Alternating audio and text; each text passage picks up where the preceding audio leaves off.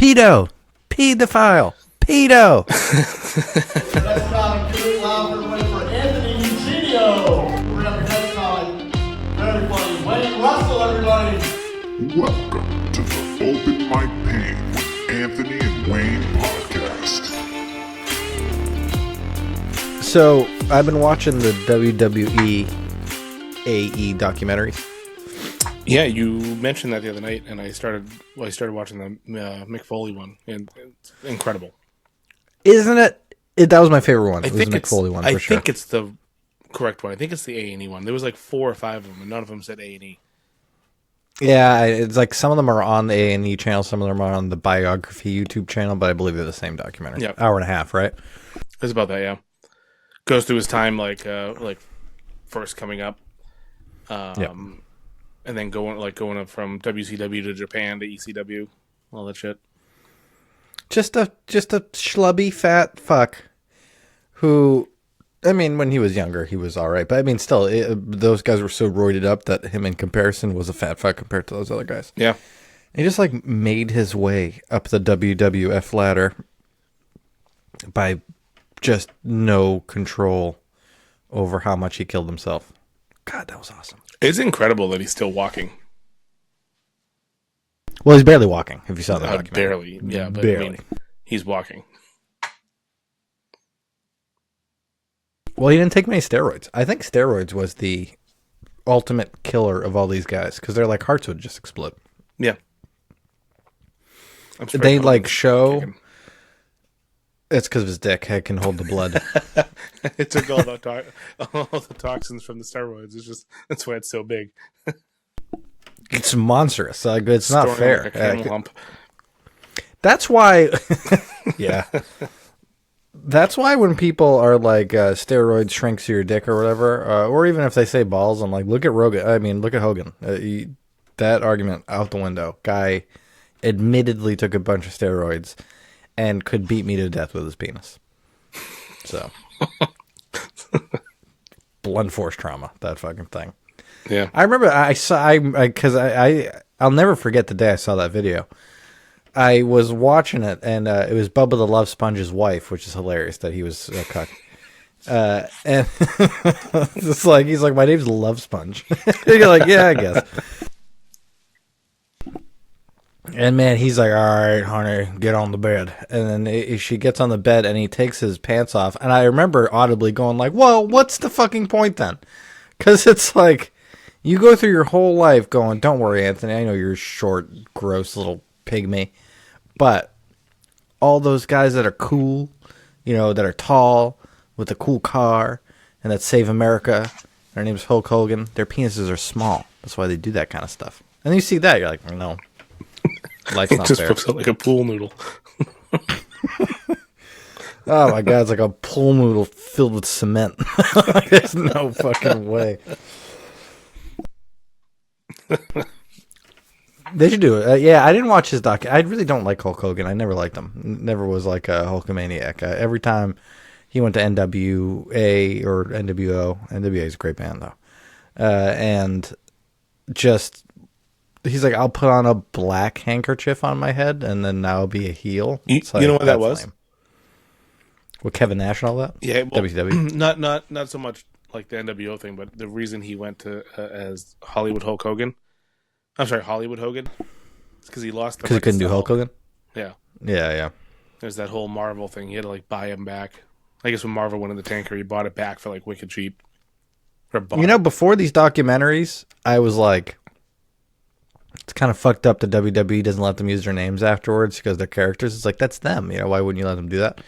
And I watched the documentaries and I'm like, man, the WWF is like mostly the people responsible for the characters. Like they are, like they completely make them.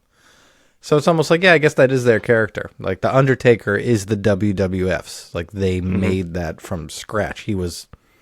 That's a great one too, the Undertaker one. There are a few that still can use their shit, like Edge. Right? He was in AEW as Edge. Oh yeah, that's past my time. I watched Edge a little bit when he was in the WWF, but I end when Stone Cold ends. Basically, when he's gone, I'm gone. Yeah. He was in around that Not time. much Same. And actually, we were talking about that with Gangrel, the Brood. So Edge was part of the Brood with Christian and Gangrel. Gangrel was the During the AEW, whatever the hell you're talking about, Stone Cold was around during that? no AEW is now. That's going on now. Yeah, that's what I mean. Yeah. No. I'm saying back in the day, we talked about the Attitude Era, and you had found out after that you came in later in the Attitude Era, but so I was a little confused when you said you didn't know who Gangrel was because you were watching during the Attitude Era. Then it made sense that you came in at the end of it, and Gangrel was gone by the end of it, as far as I know. But I came in at the end of the Attitude Era? that's what you told me. You told me you missed a lot of the Attitude Era. I don't know After if you I watched did. the Well, Vince so McMahon documentary, you said that. I finally got the idea of the eras when I watched the Vince McMahon documentary because you're right. I definitely came in during the era, but I keep trying to figure out when my starting point was because, like, for instance, Mankind, Undertaker, Hell in the Cell 1, that's just before Attitude Era, is it? Or is that in the SmackDown in the middle? When is that? Because I definitely saw that. That was probably like right when they were starting to blend into the Attitude Era, I think. So I was watching around that time, but I was like 6 years old. So that's probably why I don't remember some of the characters back then.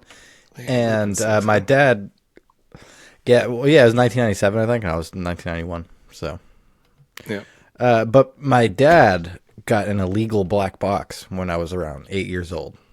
And then he got it's so funny. Illegal black box. If you guys don't know what that is, if you're you got that on Hancock Street, right? Hell yeah, that's where you get them. Hookers and black boxes. Well, one and the same. So they got that free pay-per-views all the time. So illegal. But I had never seen a WWF pay-per-view because my dad would never buy one in the history of the world. But he got this black box and we started watching them. Funny side note, a guy came to the door and said that he was a detective and he knew my dad had that and that he had to pay a $3,000 fine or something like that, or he'd arrest him. And my dad paid it. And No. we were poor as shit too. Yeah, hell yeah. And I was like, Dad, he's like, well, I would have got arrested. I was like, that was clearly the guy who sold you the black box. Yeah, so lost that. But anyways, I definitely got way more into it when I can watch those because I remember, again, like Stone Cold cut off vest. That's I'm in that era. He has no hair. Yeah, definitely no hair. But yeah, I love it. Yeah, that all blends together for me as well. I was an avid watcher prior to and through, but I don't remember. It all kind of blends together because I used to watch a lot of old. Like I had an uncle that had all the old tapes from like mid '80s on, so I'd watch a bunch of like stuff in between the actual shows, and my rattled brain can't remember what was the tapes and what was happening at the time. Yeah, I can't imagine watching those ones where they're dressed up like birds and stuff like that. They're like, I am part pterodactyl. My mother dropped me was a bird, and my father was a fucking Jew. I don't know, but I don't like those ones. I like the ones that you're like, even like I feel like John Cena, because I didn't really get into him. He was after my time. Mm-hmm. But like the whole rapping thing and all that, you're like, that guy's obviously white as shit. Like you can't even make it pretend like he would actually talk like that. That was all him, though. What do you mean? Well, like all the raps and everything, he wrote all of that shit. Yeah, I know he did, but he didn't talk like that ever, or like rapping or anything like that. He just liked the gimmick. I know. I He's like that works. Some of them were a little crazy, but like I mentioned before, I liked like the Bushwhackers and Midnight Express and the Rockers, Shawn Michael and Marty Jannetty and all that. Yeah, when you're a kid, you like that because they're like cartoon characters. No, it's still as an adult. I still appreciate it now. I mean, Macho Man Randy Savage and the Ultimate Warrior and stuff, that doesn't intrigue you? No. Yeah. No. To each his own. No, like the whole fucking whatever the terrorist one that they had. What was his name? Is that why you during that time? I won't say that. The terrorist one. The Iron Sheik? But what was? Yeah, Iron Sheik, like stuff like that. Yeah. Yeah. You know, I get it. That is some people's heyday. I understand that. But So you're not a fan of gimmicks. no. How'd you fare in London? In what? London. Oh, poorly. So yeah, I did a gig in London, England, and I had to open the show, so I'm gonna give myself a little bit slack to start. That's always tough, so I don't want to blame them too much for not understanding me, because I was just, the MC went up before me and he did only crowd work, which I've never seen before, and he did like 8 minutes of it, where he was just like, and it wasn't even like good crowd work. He was like, "Where are you from? What's your name?" Okay. "Where are you from? What's your," and just ask the whole crowd that. And then like sometimes someone would be like, "Oh man, this is exact crowd work. Where do you work?" "Oh, I am a travel agent." "Where's your favorite place to travel to?" "Oh, I love the Maldives." "Are there guys there?" "Yeah." "Okay." And he moved on to the next thing. That. And then he's like, "Get ready for your opening act, Anthony Eugenio." Nothing like he's from America. No, he came all the way out here to do this fucking stupid thing for you. Nothing like that. Just bunch of crowd work. Here you go. So I go up and I only have 10 minutes, and it's supposed to be their feature spot, even though like their feature spot is you go first and then a bunch of 5-minuters go after you. Then they take a intermission, then there's a headliner. So it's just a whole mess out there. I don't know why they do it like that. And the crowd just wasn't ready for jokes. You know, he didn't establish a comedy show. You know, he just kind of went up there and fucked around a little bit. So it was tough to get him into it.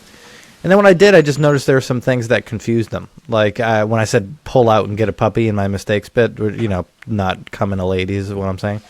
They did not know what that means. It didn't hit for them. I didn't know that would be a language barrier thing, but there was a lot of that. All this to say that it didn't go that bad. Like, it was fine. I got laughs. I talked to the crowd a little bit. I had a good time. It wasn't like I wouldn't call it a hard bomb, but it was definitely a soft bomb, where I was like, they just didn't have the energy. Then the guy after me was wearing a robe, and he turned on like massage music that you would get at a spa. That's where I was going with the gimmick comment. I don't know if it was a gimmick, weirdly. Do you think that was him? Because is that him every day? I mean, he was weird as hell. And also, I feel like a gimmick has to be hacky. And his wasn't hacky, you know. He was in a bathrobe with seance music, and one of his jokes was if a baby isn't a, they say baby finger when they talk about your pinky finger. They don't say pinky finger. That's baby finger.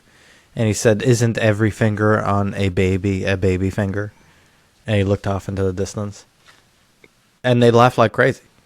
And I was like, well, I can't do that. Whatever that guy's doing, sorry if that's what you guys are looking for. And then they had another American who went on later in the thing, just doing 5 minutes. And I was like, all right, she kind of ate shit, but she did better than me. And Do you know where she was from? Because New York. She just moved out there. Yeah, she was fine, but every one of her jokes were, "I'm from America. I live here now. Here are the differences." Like one of them was, "You guys have a 10-cent coin. You also have a 10-pence coin. You also have a 20-pence coin. We don't have that in America. The only pence we have is named Mike, and he's not worth anything." Something like that. And they're like, ha ha ha ha ha ha ha. And I did have one England is different than America joke that I wrote while I was out there. So they don't give a shit about public urination at all. I went to Wembley Stadium and there was a sign on it that said, "Please use public toilets. Do not urinate publicly. If you're caught, you might underline, get a fine." That's it. And I told him, I was like, listen, in America, if you're caught peeing publicly, you might as well just do it on a 7-year-old's face, because it's the same crime. Like, either way that you cut it, it's the same exact thing that you're doing. So you might as well just enjoy it. And they did like that one. That's good. I like that. I've been trying to think if I could do that out here, but I just don't know if it'll. I don't know how to get into that joke because I'm like, It's very easy. England's Just different. say, I just got back from London, and they do shit different over there. I know. I don't know if it's a. That's a I funny don't know. joke. We'll see. You think so? It made me laugh. I mean, you texted it to me. It made me laugh. Yeah, that was the only fucking joke that worked out there. Maybe I could give it a shot. You might as well have a good time. Yeah, that was good. That joke. Yeah, well, we've been busy. Yeah, We've been busy. sure have. So why don't we talk about Wicked Funny? Yeah. No, let's talk about Wicked We Funny. didn't talk about that. So that was actually right before you went to London, right? You let. Yep, It the day was before. Yeah, the day before. Yeah. So we competed in the finals of the Wicked Funny competition. Yep. I'm not going to go through all the names of the people that were on it, but it was a great night. I mean, that crowd was on fire. It was a Great crowd. great crowd. We had a better crowd. My night. And I don't know. I was on a different night than you. I don't know if your first night the crowd was better. But they were still really good. I'd say that I think the finals crowd was definitely more energetic for us than the first night. Oh man, I wish you were on my night then. They were fucking insane. That place always seems to have a good crowd. Yeah. But yeah, so Almost always. Do you think that you'll get into it? But yeah, you had a nice huge bomb there right after you had a nice big awesome set. I wouldn't call it a huge bomb. I'd say listening to you talk about London, it was probably the equivalent to that. Okay. Yeah. So huge bomb. So and then that was the day after you did pretty good. So before we get into how you did it, Wicked Funny, how do you think it was a crowd thing, or do you think that they just weren't different people weren't feeling your shit that night? I think it was a crowd thing. I do. Look at Steve Bjork said never blame the crowd, Well, and the first thing you're doing is blaming the crowd. Nope, it's not that. The reason being was the headliner was Jim Colleton, who is a pretty clean comic, and I believe most of the people there to see him. And I go up, and I have some touchy subjects. You know, Touchy is right. I did the same exact set that I did the night before, same exact way, and there was one line I kind of felt, as you like to say, that I felt the air leave the room, and I don't think they ever brought it back. You know, or I don't think I ever brought it back. So, not completely. So, very interesting being in the same place. So that for me that weekend was 3 nights in a row. 3 completely different crowds. 2 were absolutely incredible receptions, and 1 was not. But so yeah, we didn't talk about the winners of Friday, the competition. The big winner was Maz Ishmael. Yeah, well deserved. He kicked some fucking Yeah, ass he there. did I watched incredible. a lot of his set. And then the runners-up were Carlos Z and myself. So it was pretty fun. Yeah, I wish they told which one was second, which one's third. I like that you and Carlos will never know that. Yeah, I'm just assuming Carlos is third, obviously. Yeah, he's assuming you were third as well, Yep. which is great. I do So like that. it's funny because I've worked with Carlos more, probably 4 times since that night. And every time he sees me, he goes, "Hey, congratulations on coming in third, buddy." So it's been kind of a little running joke with us, but it doesn't matter. I like him a lot. I love He's Carlos. The more I work a with him, the more I jolly get to know him man. and talk with him, and he's an incredible dude. Yeah, he's great. Yeah, he's the kind of person who, like, if my wife dumped me, I'd want to go talk to him for a while. I feel like he'd just make me feel better. He'd play me a song. He sings. He does Beautiful sing. singer. He does sing. Yeah, I bet it's magical. Yep. And he bagged himself a what? Nice job, sure Carlos. did. Anchoring himself down. Yep. No, it was a fun weekend. So yeah, for that, I got asked to go back to the Wicked Funny the second night, which didn't go so hot for me. But I was there the Sunday for another showcase that Mike Katrobas put on with a bunch of people, like Jacques, Justin, Carlos was there, Lauren Sims was there, Jay Gillespie was there. There was a bunch of people, and that was a lot of fun. That was another great crowd. Yeah, Adam Sandler's nephew. Yep, doing Jared some time. Sandler was there. That's cool. Yeah, it's Sandler. That's his last name too. Yep. I was about to feel bad calling him Adam Sandler's nephew until I realized his last name's Sandler. That's where you're gonna get it for your last name, Sandler. If his last name was like Butchum or something like that, I'd be like, oh yeah, Jared Butchum. You might know him, but no, you're Sandler. But that's awesome. Really cool. That the next generation's getting out. I love it too. Like Christine Hurley, her daughter Libby is starting comedy now, Oh, really? I didn't know and she's that. getting. Yeah, Robbie Prince, his son he's young. He's like 13, 14, but he's doing time now out there Tony Veets Incredible. supposedly incredible. in California, right? He's crushing out there. Yeah, I think so. I think it's out in California. Yep. So, yeah, that's cool. You're seeing like the next generation of fucking kids come up from their parents. They're gonna be murderers. It's so annoying how good they're gonna be. Oh yeah. It's like the kid that like his dad was a wrestler his whole life and he started wrestling when he was like 2, and then you joined the wrestling team and you happen to be 112 pounds and this kid beats the fuck out of you every day. It's like that. It sounded personal. You know what I'm talking about. No, definitely. I was 119. Gotcha. All right, so Matt P. Brown is filming his comedy special. By the time this comes out, that would have already happened. 2 shows. I'm really excited for that. I just want to talk about it a minute. Portsmouth Music Hall Lounge. I can't You're wait gonna for get that to do show. 2 sets without having to fucking drive. I know. Yep, Incredible. 2 sets. I know. That's never happened before. It's also, I'm like, it's just nice to have 2 shots at the same exact thing. You know what I mean? Like, I've always, every set I've ever done forever, I'm like, man, I wish I said this during that time. That would have been good in this moment to have done that. Everyone. And this is the first time I'd be like, if I feel that way, I can do it the next time and see if it works. So I'm pumped to do that. Obviously, awesome stud ass muffin Matt Brown wanted me to do that for him to open. And normally, now, I'm like, damn, opening shows sucks. God damn it. But this one, it's going to be, guaranteed good one. Yeah, There's no way the crowd's not going to be good and go. Yeah, I don't think that's at a theater, right?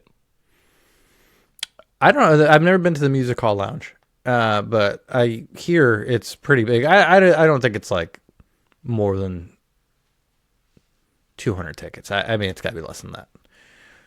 So he sold out 2 shows immediately, which is awesome.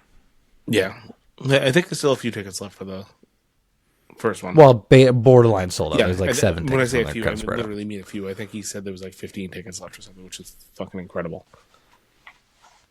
Yeah. I've worked with Matt a lot, and he has been probably like the number one, more established comedian who's been outwardly giving advice. Like Steve Bjork is probably the king of doing that, obviously, but that's just, he's like, it's like a god from Olympus trying to teach you how to do their thing. You're like, I don't know what you're doing. Stop trying to give me advice. You're magical. Matt is like, he's close to our age.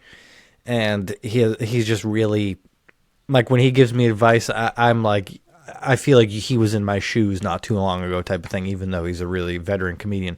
But he's just the nicest guy ever, He really is. Yeah.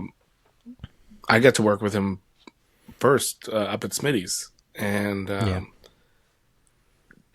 he didn't know me from a hole in the wall, but he was so nice. Like he came up to me after my set and was telling me, he's like, "Hey, I really liked your stuff. It was really funny. Good job." And like, he didn't have to do that. He could have just sat there and gone like, "Hey, good job," fist pounded me, but he actually took the time to come up to me after and give me props, which is, I mean, it happens. It happens with other headliners as well, but Sometimes they never talk to you again. sometimes they never talk to me again. Yeah. But I was really surprised. We were I featured for Jimmy Cash the other night, and you were on the show as well, which is fantastic. A late edition. And he sent me a message after the show thanking me for going and all that. So nice. that was really nice of him. Yeah, Very he's a cool. good guy. Yeah, that was cool. Featured. Your boy's featuring. Yeah, that was great. Did a good job. 20 minutes before a real legit dude. Boy, was he legit. Who? Yeah, that was cool because so this is how, like, Lenny the legend Clark, right, is probably, maybe I'm doing hyperbole here, but maybe I'm not, is probably drawing in the same range as Jimmy Cash right now. Like, Jimmy's about to do the Wilbur, absolutely on fire, people lining up at the door to take pictures with them, all kinds of stuff. But Lenny's been doing it for like 50 years, and you know, Jimmy's been doing it for 6, but he blew up on TikTok as the janitor. Yep. So 100% of me was like, this guy's going to suck. I just was like, there's no way. Yeah, there's no, again, it's Hulk Hogan with a giant penis type of thing. Mm-hmm. Where you're like, you already got everything else. There's no way you're going to also have that. And nope, huge dick on that guy. He was so good. He was very funny. Yeah, it was, So funny. I knew the name. I never bumped into him out and about. I never really saw her stand up much. So I didn't know what to expect, and I was pleasantly surprised. Yeah, no, it is well polished, solid 45-minute plus set. Even did an extra joke at the end. Yeah, he's doing the right thing. So yeah, really, really, really impressed for him. Awesome to feature for him. And it was cool to do, you know, this is my second set that was, you know, 20 minutes plus scheduled for. And it felt way better this time. Like I had stuff in the register that I still could have put out there. Probably 5 to 8 more minutes. So I'm feeling confident now. I mean, here's the thing though. Just like Wicked Funny for you. I could do 20 minutes, go like it did the other night, fantastic. Go to the same place the next night, and it fucking not go well. And that's what I'm dreading, is like the 20 minutes of this is horrible. Because I know some people, they say you're not a comedian until you bomb for a straight hour. Yep. And there might be something to that. But I can't imagine the feeling. You know, 5 minutes feels like an hour when you're bombing. Yep. Could you imagine doing like 20 minutes of straight people hate you? No, you know what's funny? I said that to I mentioned that to you. I said that to my wife when I got to navigation, and I was kicking around the idea of just trying out a few new things in between my tried and true. Then found out there was going to be like 75 people there. I'm like, oh, this is like a full-on production here. I'm like, I'm just going to do my tightest. And I texted it to my wife, and she's like, why? And I said, because bombing in front of like 15 to 20 people sucks, but bombing in front of close to 100 is the most silent silence that you'll ever hear. It's a horrible feeling. Yeah, it feels like you're drowning, completely drowning in open air, and all you need to be completely fine and not die is somebody to laugh, and you completely understand that they're not going to do that for you and they're going to let you die. Mm-hmm. And that's the feeling of a bad bomb. It's just, you deserve this, and you're drowning. Did I tell you? I want to jump back to Wicked Funny real quick because I love this as my headphone pops out. Did I tell you what happened to me at the second show? So the one that wasn't going great for me. I got a laugh from one person during the most inappropriate part of my set. So I have a joke. We've talked about. I have a joke about my mom having throat cancer, and I straight out say it in the joke. You know, like I lost my mom to throat cancer, and that's designed to kind of bring people down a little bit before I bring them back up. But the second I said that, there was a lady to my right who like snort laughed. And I was like, now? That's what you snort laughed at? What the fuck? It threw me off so hard. I was like, wow, that is not... How many times have I done that joke? I do that joke almost every set that I do at a real show. So yeah, I mean, the thing that you sent to Jen was really fresh, I guess, at that point, right? Because that was a sold out room too, so that was over 100 people. Yep. Damn. That And sucks and to like I bomb said, that. it was. I listened back. It wasn't horrible. It just wasn't the night before, and it wasn't the night after. It wasn't Jimmy Cash. It wasn't any of these other shows. I had really good shows the leading up to the Wicked Funny shows. It wasn't that. They just weren't having me. Like I said, they were there for, I think, for a specific type of comedy, and I wasn't it. I wasn't it. And that's okay. Yeah. That happens. Those are the learning moments. Yeah, it just means that you're bad at it and then no one likes you. That's all. Yeah. That's one of those things I talked to Mike Katrobis about it. That was a moment in my comedy career where I decided something I really need to work on, which is being able to pivot on the spot. Because when I realized when I said what I said that they weren't having it, I knew that there were things coming up that they weren't going to have. And I should have had the foresight to go, okay, I'm going to dump that and just try something completely different. Did you keep your enthusiasm up the whole time, or did you lose some of it Yep. when it wasn't going well? Yep, I did. That's something I think, tell me if I'm wrong in your opinion, but I think I have, since that bomb that I had with Steve Bjork, I've been trying to keep that enthusiasm up as much as possible, doing the show as if I'm killing, even if I'm not. Yeah, I agree. It just hasn't been that many shows since then, so I haven't seen you bomb since then. I mean, I've had a lot of shows since then. We haven't been. Well, on the have you same bombed since then? Huh? Have you bombed since then?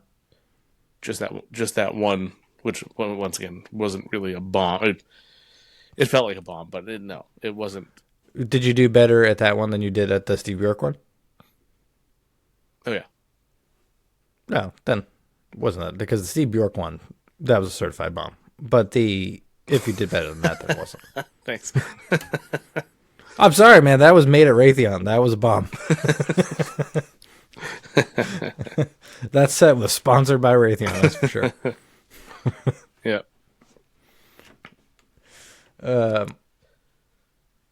Yeah, so that's why I say you said you've been trying to make a concerted effort to keep your enthusiasm up, and I have seen it. I just haven't seen you bomb. So I don't know if because that's when you wouldn't do it. Enthusiasm is always going to be up when you're doing good. Yeah, that's true. That's true. The only other show, are you caught up on the shows you wanted to highlight? Yeah, I didn't really highlight any. Just saying that I'm excited to see Matt Brown. Yeah, that's going to be incredible. I wish I could go. I cannot. It's my wife's birthday, so I'm going to be Well, fuck you. not going there. But You going to Mohegan Sun next month with your boys out there? Your boys at Mohegan Sun? I don't even know when that is. Both my boys, you and Jacques. Shock's on the show too? I believe so. Oh, it's incredible. I didn't know that. Yeah. I believe. I could be wrong, but I think so. Well, I fucking hope so. That sounds great. Yeah. He'll drive. What day is that? 24th. November 24th? Sunday. I don't know. Maybe. Don't be a pussy. So one of the I got offered a show from my placement in the contest to go down to the Cape and open for Dan Skippies. Crone along with Maz. So me, Maz, Dan Crone, Matt Mischie was host. That was fun.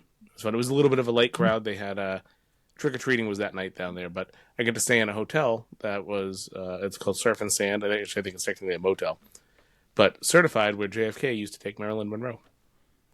Definitely a motel then. Yeah. What is the difference between a hotel and a motel? Motel is like doors on the outside, right? No, it's kind of like that. You know how cookies, you actually bake them, which doesn't make sense? It's the same thing. You bring hose to a motel, so you'd think it'd be called hotel, but no, that's just it's just the vernacular. Wow. All right. Deep, right? See how deep that was? Yeah, that was quick. But yeah, that was cool. It was a nice little spot. It was Skippy's Pier 1 down there in South Yarmouth. Really cool restaurant. I think. Yeah, light crowd. So What's the capacity of the room? He said they've had like 80 to 100 in there. So I'd say probably. Was it like, so 80 to 100, are you like, holy shit, that would have been like people on top of each other, for instance? Yeah, because it's You a can fit restaurant. almost 8. It's a restaurant, but it's one section of the restaurant. They have like the bar, and then they have like an area with the restaurant. They have a stage up there. So yeah, it would have been, or surrounding the bar like a horseshoe. Well, no, maybe not the horseshoe, but it would have been I see. right in front. Yeah, it would have been holy shit packed in here. Well, usually then, if you can get to 20 people, it's an all right show, right? Yeah, it was 18, and it was fine. It was I went bullet. It was fine. It was good. I had people as the time went up. I did what I was supposed to do as a bullet. It started off kind of like, and then went up as time went on. But That's as good as you can do in those things. Sucks. yeah. Maz went up, did very well. And then Dan Crone went up and just fucking killed it. He's a pro. Absolutely killed it. Big, gangly pro. He was working on time clean material for Cruisy's going on. He has to do a 45-minute clean set and then a 45-minute dirty set after. So he's working on some clean material. Wow. Damn. Well, you do get paid the big bucks at a cruises, so to have an hour and a half is probably something you should have. Yeah, I mean, he's been doing it for a long time, too, right? He's, 20, 30 years, something like that? I don't know. Looks like it. Definitely looks like he's been in the game a long time. Love Maz. Man, good for him. Maz is great. We'll be chatting with him next week. So, Maz on the show. Just cemented it today. So That's right. Yeah. This show is sponsored by DEI. we bring you everybody. Don't rub your stupid head. I'm allowed to say that. Me and Maz are the same thing, whatever we are. Yep. Yeah, he's been one of my favorites recently to, come up. Every time I see him, he gets better. Yeah, and he we were talking about he's got some dark material, but I'm all in for that. Yeah. I'm all in. Yeah, I mean, that's what it's got to be.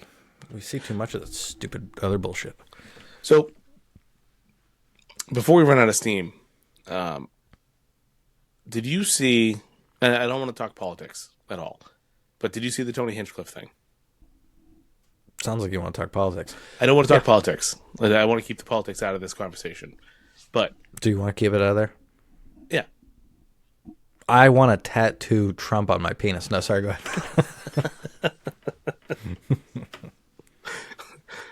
I'm going to tattoo True. True? The Zolofit TR. That's it. There's a couple jokes you've had that have been great in this podcast that I'm too high to fucking get on the first go.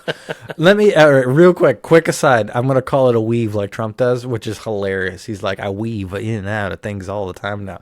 I'm like, you're just saying that because of, But anyways, Jimmy Cash, 70 out of 75 of the people that were there were women, and they were teachers. And I got to say, smartest crowd I've ever done comedy in front of. And, I have thinker jokes. We know that. A lot of my jokes, sometimes I'll say it. It takes 5 seconds for the people to get it. And that sucks. Yep. These guys were, bam, every time I hit a punchline, they knew exactly where it was going. I almost wanted to take out even more harder to get jokes so that I didn't give away punchlines because I thought they were guessing them because they were so good. Yeah, sorry. Keep going.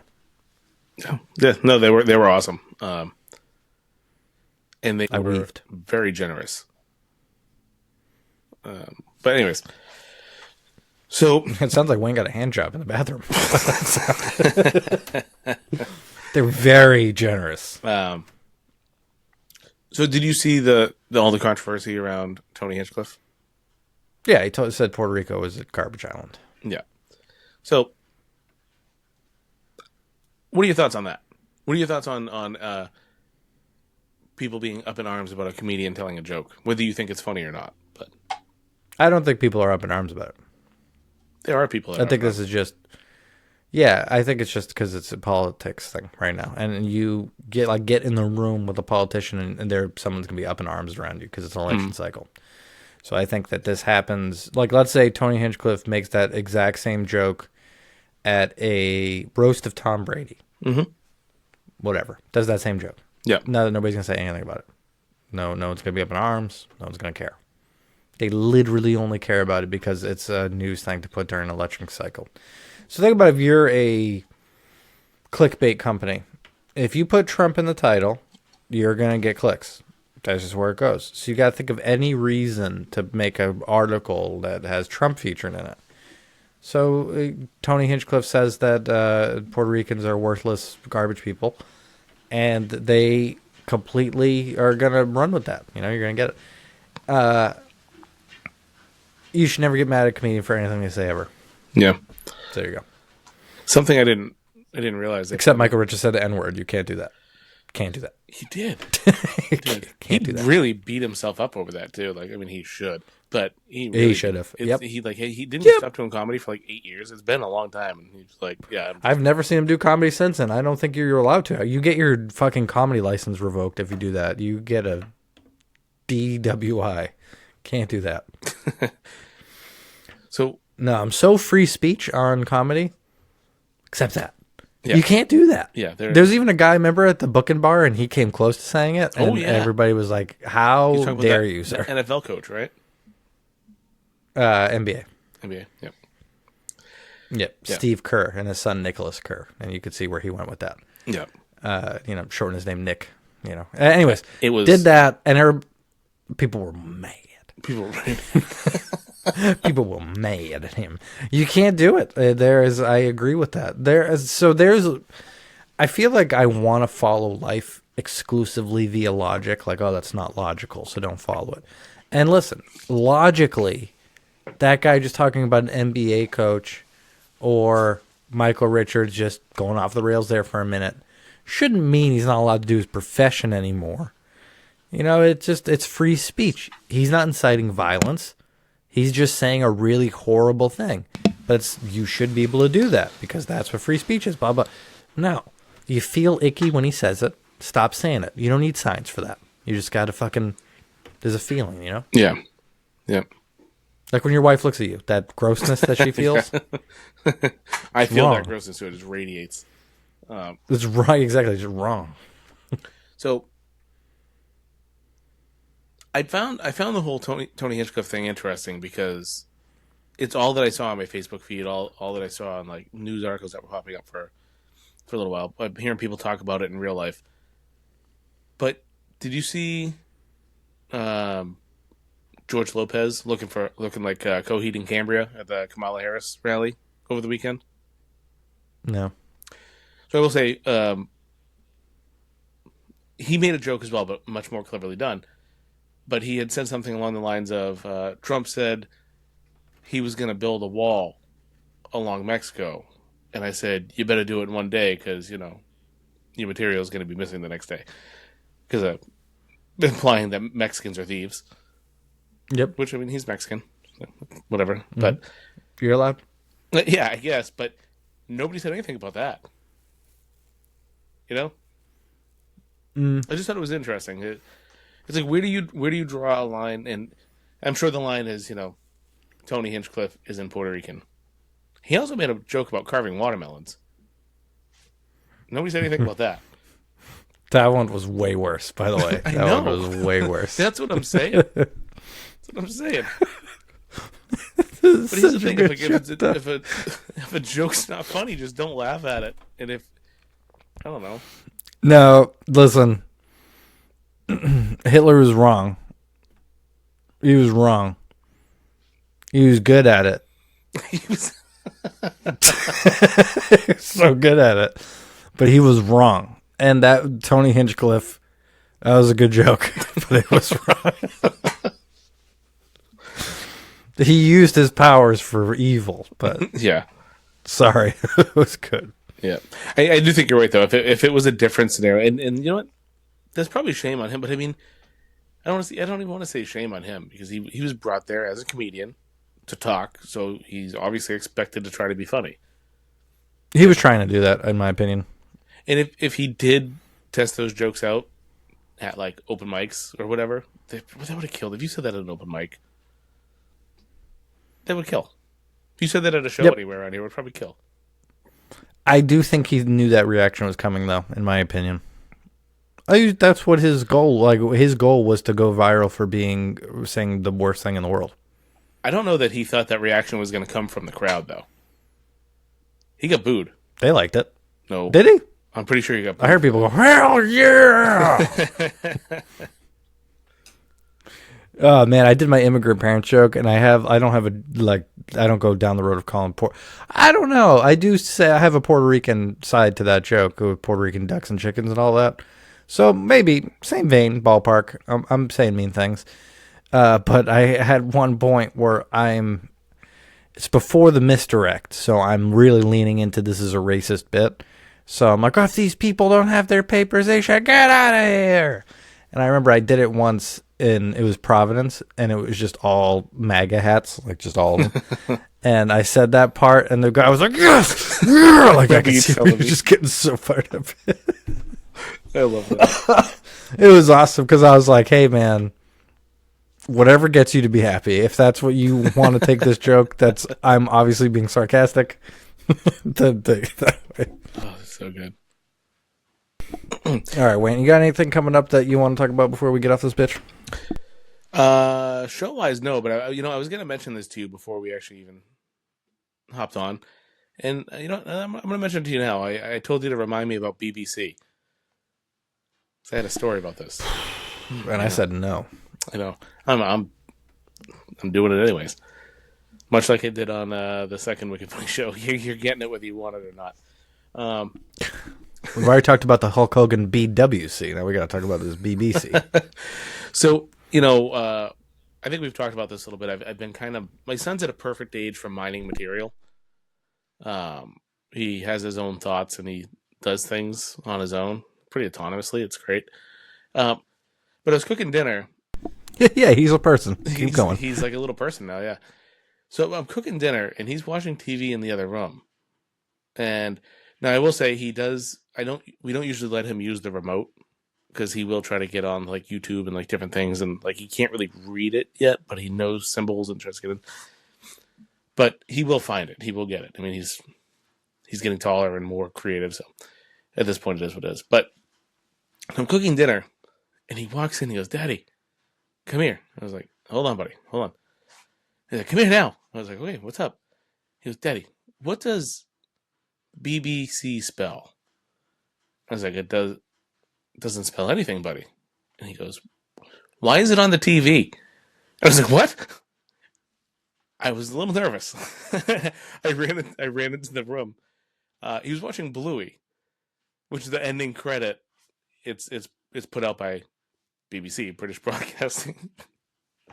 But I don't know, it's just one of those moments that just made me like, in the moment, I was like, what is this kid? What did this kid get into? And maybe that's my own immaturity. But I don't know, I feel like... It is, but that might be a funny joke where you are, the misdirect is that it's a black penis at the end of it. So you're like, oh, my son comes in saying, what's a BBC? It's on the TV. I go in, and it's Bluey. But misdirect, there's a black penis in there somewhere. So, yeah, I don't know. You got to figure out that it actually was a penis. Yeah. That would go good with your bit of showing him porn there that you have. Yeah, that's exactly what I was thinking. I have a whole slew of kid material now that I'm working on.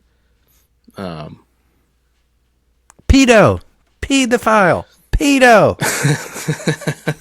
Is that how they say it in Britain?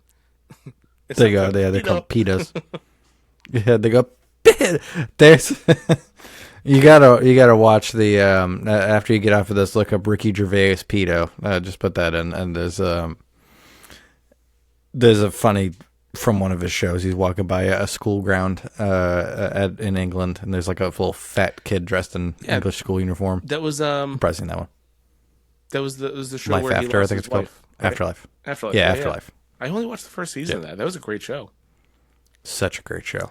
It's just I don't want to watch things that bum me out anymore. I used to really like that, to be bummed, like purposefully bum myself out with a sad movie. And now I'm like, no, give me dragons. I can't deal with this. Did you ever watch Derek? A little bit. Yeah. I can't do that show anymore. I miss Carl Pilkington. Me and you were on That- the Carl train for a long time. He's the best human being that there ever was. Yeah, he really needs to come out in this world.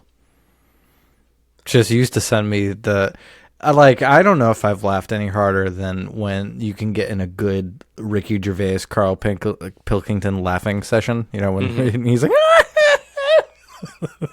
He is the most obnoxious hard laugh ever. he's like, "You're a worm, Carl. You're a fucking worm." Speaking of natural laughs, I meant to mention this to you when I was listening back to your set from Sunday. You had a moment on stage where you literally cracked up. Like I heard your laugh. I'm like, that's his real laugh. Like you didn't fake that laugh. I forget what was said. I have to go back, but if you faked it, it was a nice touch. But you had that hard laugh. What the fuck happened? I can't even remember. It was fake. But yeah, I Was know it? what you're talking about. Yeah, I was trying to fake. So this is what I mean by fake. I think you noticed because I really try to do this when I'm doing a set that's 20 minutes, feature set plus.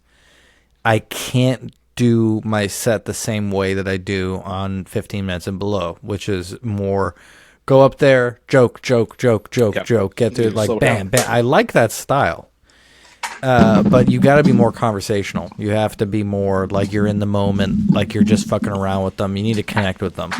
So I wanted to, I don't want to call it break the fourth wall, but I wanted to have a couple moments where I'm like, we're having a fucking good time here. But it was definitely intentional. Damn, But yeah. you had So, that hearty laugh like when shit happens unexpectedly here.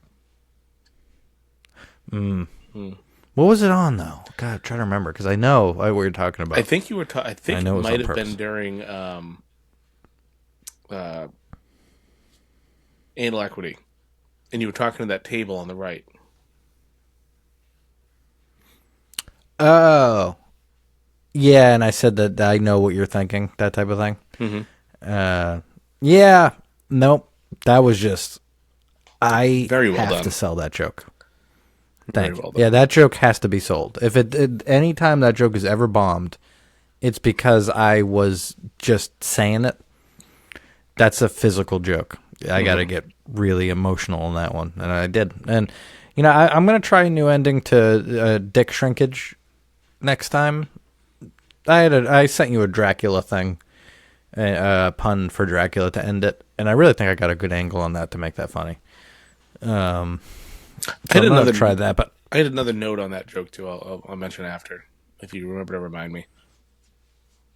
you can mention it now. I don't care. It was the way you said a flasher used to be able to shut down a mall, and you went really over the top with it. But the way you used to do it, or the way you did it the few times I saw you do that joke, was like he would shut down a mall, and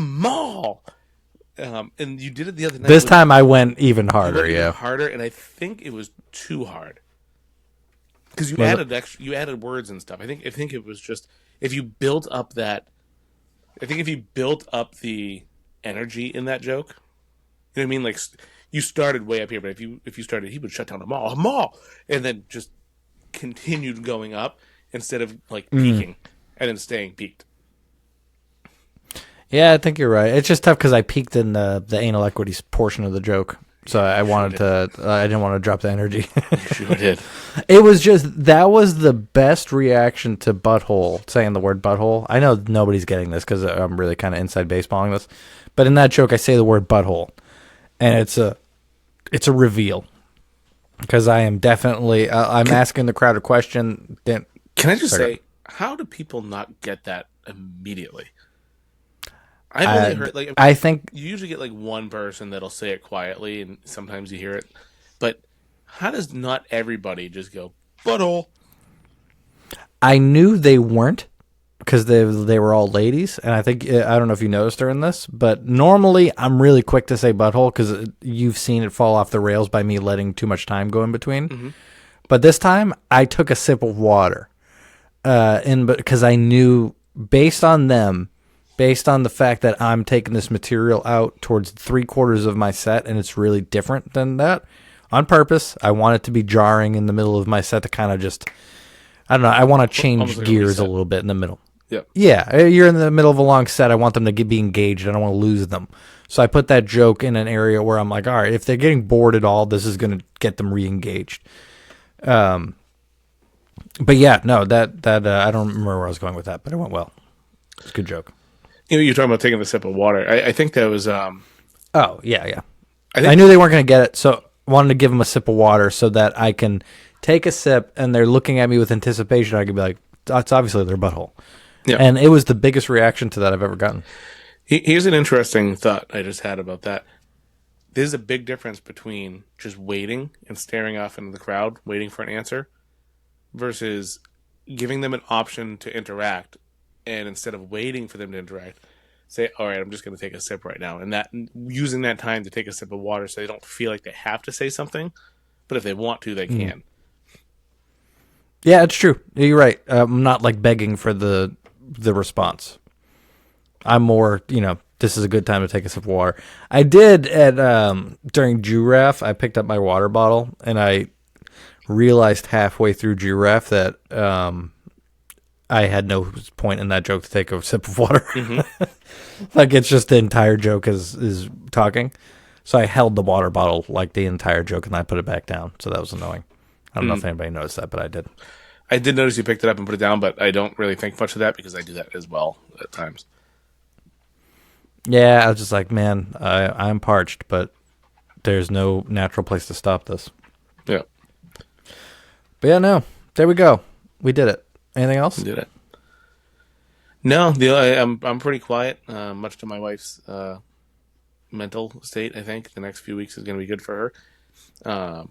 That's good. I'm booked every fucking weekend. Boy. Yeah, I did 2 weekends of 3 days in a row, and then 2 days in a row the following weekend. So I'm tired. Yeah, you're feeling ready for the week off? No, because today I was like, I want to go to an open mic. I felt tired yesterday. That's true. Yeah, you got to get back into those. This is a perfect opportunity for you to get a couple open mics in. 100%. I'm not this week. My wife has midterms, and I was gone all weekend, this weekend and last weekend. So even especially with the night away too, which was difficult, but for her, not for me. It was fucking great for me. I slept Must have been the greatest thing in the world, yeah. I slept so good. My God. But hotel by yourself. Jesus. But yeah, I'm hoping to make it to 19 Carter tonight. Yeah, that's tonight. Yeah, you got to let me know if you're going to do that, by the way, because it would be such a bummer for me to drive an hour and a half if you're going to be there early anyways. I don't know if I'll be able to be there early, but I'll let you know. I won't let you on the list if you show up just a little bit later than you could have to help me. I will fucking get you off of it. It depends on what time my wife can get home from work. But yeah. So are you going to know before the day of for me to plan this? Yeah, I just got to go talk to her. I will go fucking talk to her, Wayne, But that because other requires people's talking to my lives are wife. involved now. Yeah. Okay, everybody, come to 19 Carter tonight, and it's in Berlin, Mass. I'm sure we still have a couple spots available. Open mic, Payne, Mic'd Up Productions, Carnival Personnel Podcast, open mic. You've been asking us when you guys going to have your own open mic. We have one. Go to it. Monday, first Mondays of the month. It's a beautiful room. God used to live there. Then he leased it to us, and he's the landlord. And he's a dick. Bye.